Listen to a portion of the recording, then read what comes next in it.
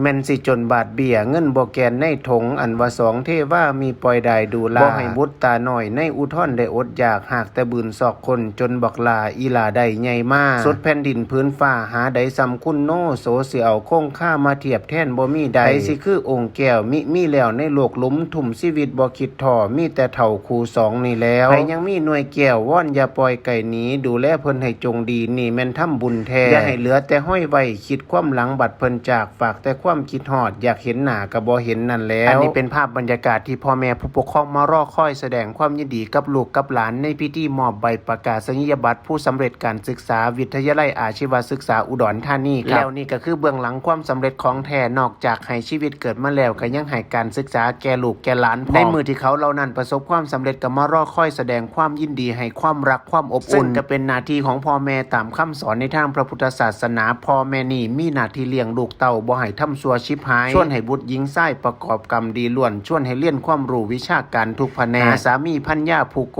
มาให้แก่เขาขอนี่บ่ต้องหากระไดและต้องปั่นมุ่นมั่งให้เขาผู้ละก่อนซึ่งมุ่นมั่งมรดกที่สำคัญอีกอย่างหนึ่งนั่นก็คือการศึกษาให้เขามีหลักฐานในการใช้ชีวิตต่อไปในมือที่พ่อแม่บ่ได้อยู่นำแล้วนั่นเองครับ